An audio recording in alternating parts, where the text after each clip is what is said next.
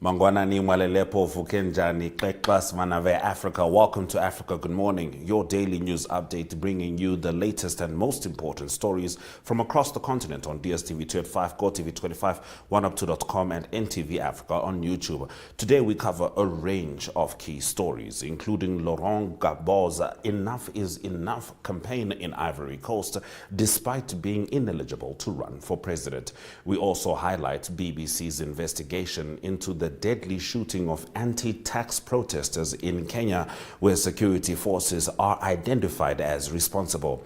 In Yemen, at least 68 African migrants were tragically killed in a U.S. airstrike on a detention center. Talent Gore will also bring us the latest stories from Zimbabwe, including the European Union scrapping duty on Zimbabwean exports. All this and more on your reliable source for Africa's latest news. My name is Ashwin Berry. Top stories shortly. Taking flight has never been easier. Paratus is introducing Sky-Fi internet packages with speeds that will have you reaching for your seatbelts, starting from $500 million excluding VAT per month, with speeds reaching up to 10 megabits per second.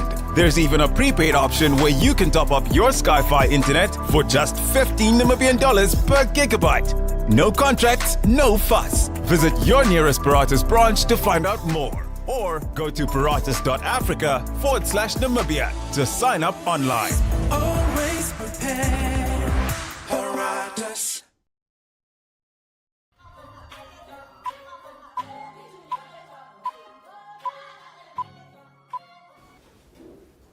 Let's get into the top stories. Determined to play a role in the upcoming presidential election, despite his ineligibility to stand as a candidate, Laurent Gbagbo launched a campaign dubbed Enough is Enough. He said it aims to draw attention to the country's oppressed. This is in Ivory Coast. Gbagbo's African People's Party met in Abidjan and instructed its cadres to advance the campaign.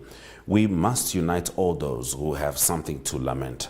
Is life too expensive for you? We'll open the doors to you. Enough is enough.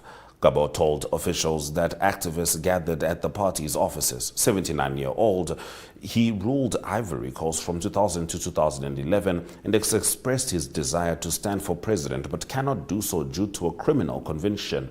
He was sentenced to 20 years in prison by an Ivorian court for charges related to serious post-election crisis, which left some 3,000 dead. The Enough is Enough campaign aims to put pressure on President Alassane Ouattara, whose rule has delivered impressive economic growth, but dogged by high poverty levels and a cost of living crisis. Ouattara has remained mute about his future, with speculation mounting that he will seek a new mandate. The members of Kenya's security forces who shot dead anti-tax protesters at the country's parliament last June have been identified by the BBC. The BBC's analysis of more than 5,000 images also shows that those killed there were unarmed and not posing a threat. The East African nation's constitution guarantees the right to peaceful protest, and the deaths caused a public outcry. Despite a parliamentary committee ordering Kenya's Independent Police Oversight Authority, IPOA, to investigate the deaths on the streets of the capital, Nairobi, and make public its findings, no report regarding the killings at Parliament has yet been issued, and no one has been held to account. The BBC World Service team analyzed videos and photos taken by protesters and journalists on the day. They determined when each was taken using camera metadata, live stream timings, and public clocks visible in the shots. They plotted 3 of the killings on a 3D reconstruction of Kenya's parliament, allowing them to trace the fatal shots back to the rifles of a police officer and a soldier. At least 68 African migrants were killed and 47 others critically injured when a U.S. airstrike hit a migrant detention center in Houthi-controlled Sada province, Yemen, according to Houthi-run media outlet Al Masirah, which showed graphic images of bodies beneath rubble. The U.S. military has not commented, but U.S. Central Command said it has struck more than 800 targets since President Donald Trump ordered an escalation of operations against the Houthis on 15 March, killing hundreds of fighters and leaders tied to missile and drone programs, while Houthi authorities say civilians are bearing the brunt of the strikes.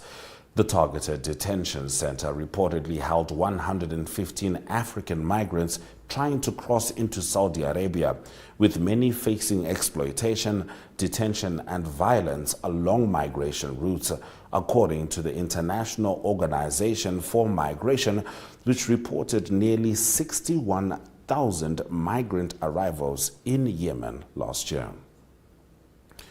Virunga National Park in the DRC is a natural treasure in Eastern Democratic Republic of Congo, marking its 100th anniversary this year despite facing immense challenges due to ongoing conflict in the region.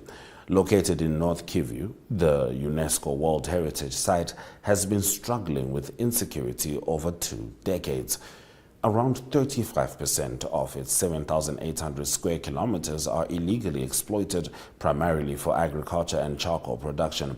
Armed groups, including the Rwanda-backed M23 and the Allied Democratic Forces, frequently use the park as a refuge, making it a dangerous environment for those working to protect it. Amos Paluku, an officer with the Congolese Institute for Nature Conservation, shared that eco-guards near Rumangabo are often attacked by armed groups they do not even recognize. Paluku called on the international community to support their efforts and put pressure on these armed groups. Now, the threat of violence has not spared even the most senior staff. In 2014, Emmanuel de Merode, the director of Virunga National Park, survived an assassination attempt when he was shot by armed men in the road to Rumangabo. Over 300 eco-guards have been killed over the past 2 decades by armed groups and poachers, while the exploitation of the park's resources generates approximately $30 million a year for these groups. This has also led to the disappearance of numerous species and ecosystems. Nature Ambassador Blessing Muhiwa noted that the animals in the park have learned to view humans as a threat, with very few animals remaining due to the ongoing war. Virunga is particularly known for being home to over a third of the world's endangered mountain gorillas. Additionally, it provides 70% of Goma's electricity needs and creates many jobs for local residents. Those have been our top stories on Africa Good Morning. After the break, we head into the Zimbabwe report with talent Gore, starting with the European Union scrapping duty on Zimbabwean exports. Stay with us.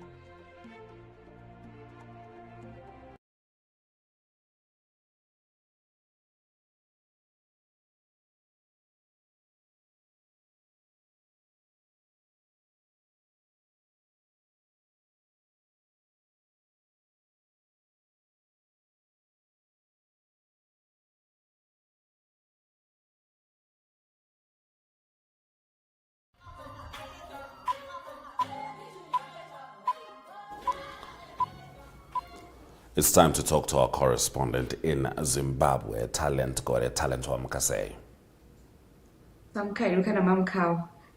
Africa. Tamuka Hedu. Whilst America is imposing tariffs on everyone, including Penguin Islands talent, I don't know if you knew that, the European Union has scrapped duty on Zimbabwean exports. Tell us about this.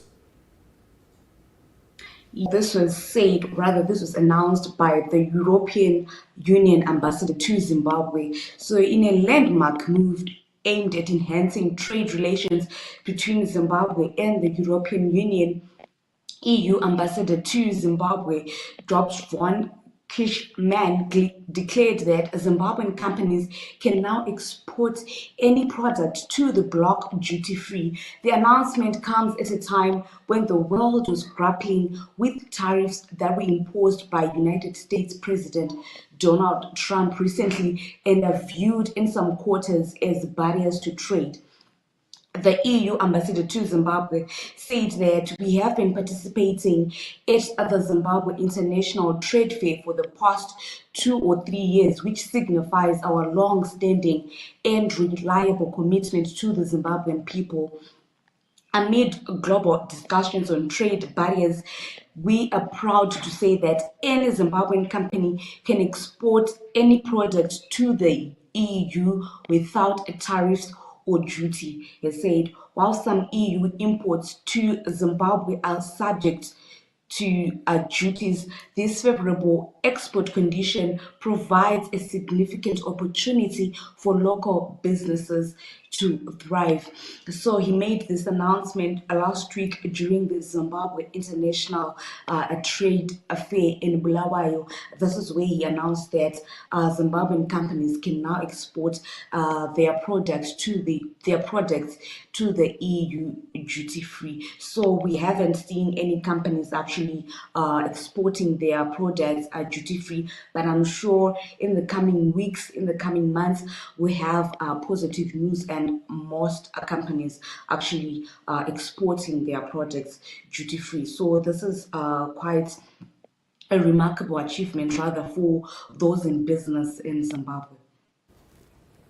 All right, very interesting development there indeed. Now, Blessed Geza, the former ZANU-PF Central Committee member who is now effectively a fugitive and had previously called on protests on 31 March, urging Mnangagwa's stepping down and ouster, also asked for a stay away. However, his call was unheeded as Zimbabweans go about business as usual. Yes, Blessed Geza had called for an indefinite stay away. He had said that citizens and businesses should shut down until President Emmerson Mnangagwa had stepped down. So most businesses ignored his calls to begin an indefinite shutdown, and they went about their businesses. And right now, everyone is going about their business. Most of the people, they are selling, they're doing their business as usual. It's as if nothing had been said. And we also find out that the government had said that citizens should ignore Blessed Geza, and it is exactly what happened. In fact, the stay away was bound to fail because Zimbabwe's economy is informal. So you find out that most people, they depend on hand to mouth, and they have to go on their day-to-day businesses. If they stay at home, they cannot feed themselves. So most people ignored that call by Geza. But on the first day of the shutdown, or rather of the stay away, there was less movement in the central business district, in Harare Central Business District. But as time went on, people started going into towns, people started doing their business, and right now it's business as usual. And no one took heed of Geza's call to stay away from the central business district, or to stay away from businesses, until President Emmerson Mnangagwa has resigned. He had also said that food for the citizens was not a problem, and that they were going to set up stations where people can actually go and collect their food. And he had said that shops should actually give people food, and when the new government comes into play, they will be compensated. So no one actually took heed of that, and it's business as usual in Zimbabwe. And as of now, he hasn't said anything in regards to that, and people are just doing what they know best. And most people had predicted that it was going to fail because the Zimbabwean economy is informal. Most people depend on, or rather, they depend on a hand to mouth, so they have to go to work each and every day. They can't afford to stay at home. All right, talent. Now to a rather disturbing update, but it is what it is. Bed bugs are haunting Harare residents.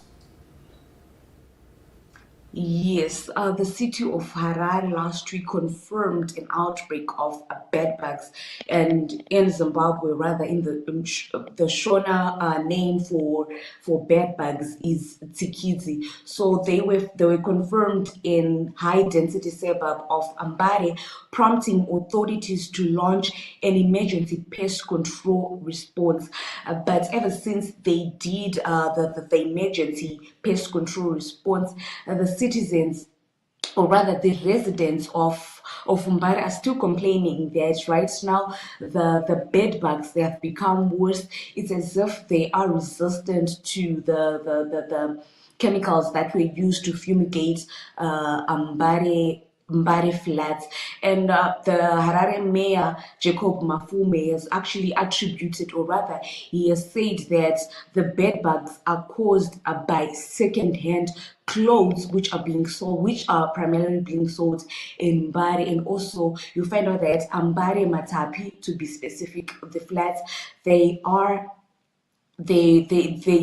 not sanitary. A lot is going on in Bari. You find out that cholera outbreaks usually happen in Bari, and now there's the bed bug issue because they are overcrowded, and people there generally they stay in unsanitary houses and rooms within the flats. So you find out that bed bugs are bound to actually breed in those spaces. And right now there are reports that in other suburbs like Mfako, Kwazana and Mavuku, they have been reporting cases of bed bugs. So it seems as if the bed bugs issue is actually spreading across Harare, because in Mbare, that is where you find your second-hand clothing. Most people, they can't afford to buy new clothes. They go to Mbare to buy for their clothing. So people are suspecting that those people are going to buy clothes in Mbare. They are the ones who are actually carrying the bed bugs from Mbare and spreading it across the town. So the residents of Mbare and across Harare, they are saying that the city of Harare should do more in terms of fumigating the bed bugs before it becomes a national disaster.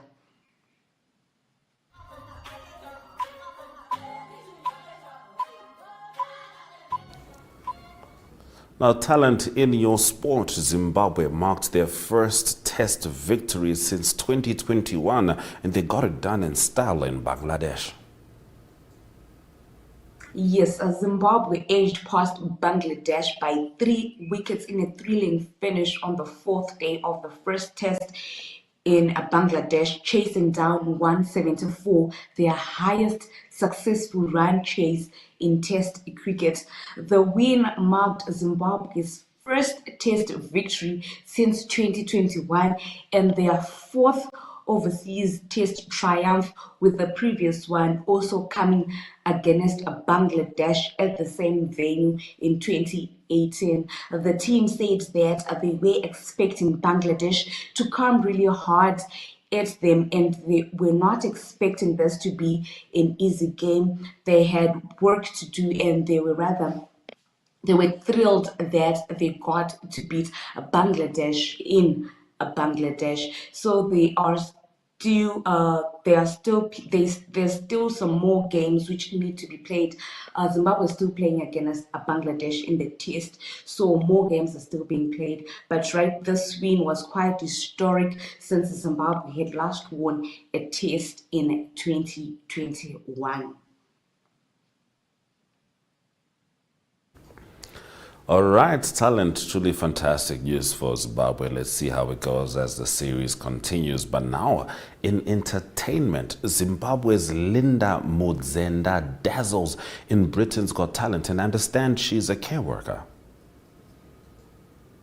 Yes, and these words were said by Alicia Dixon, who's also a judge on the popular TV Britain Got Talent. She said, "Music speaks for you, and that's what you did tonight, and you are doing Zimbabwe so proud." She said this to Linda Mandeza, who dazzled the audience with a voice that echoed hope and resilience. Linda captured hearts and secured her place in the top three, a feat that resonated deeply with both her fans and her country. From the onset, Alicia was a champion for Linda, giving her the coveted golden buzzer that propelled her into the competition spotlight. Each performance was more powerful than the last, showcasing not just her vocal prowess, but her ability to connect with the audience. And in a surprising yet heartwarming moment, even the notoriously tough judge Simon Cowell shared kind words with Linda. So Linda is now in the top three of the Britain Got Talent. And we are very proud of her for raising the Zimbabwean flag high, and we surely hope for the best for her as she goes into the next round.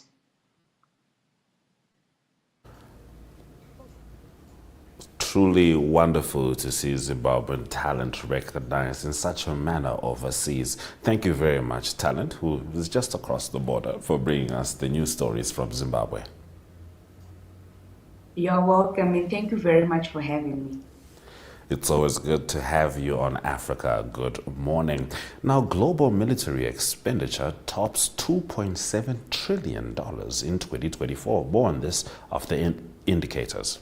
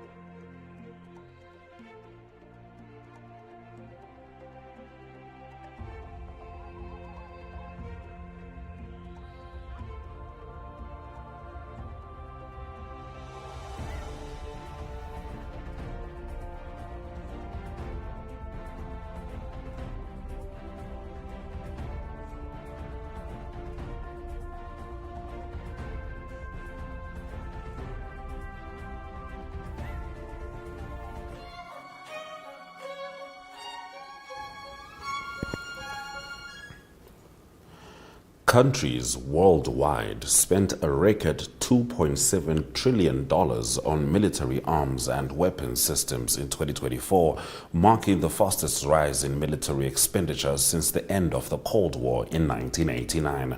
The Stockholm International Peace Research Institute reported a 9% increase from 2023, driven largely by the ongoing war in Ukraine.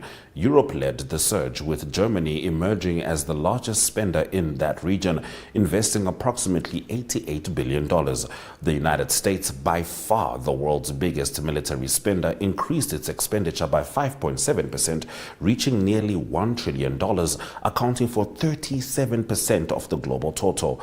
Other notable increases were seen in Russia, where military spending jumped 38% to $148 billion, and Israel, whose defense budget surged by 65%.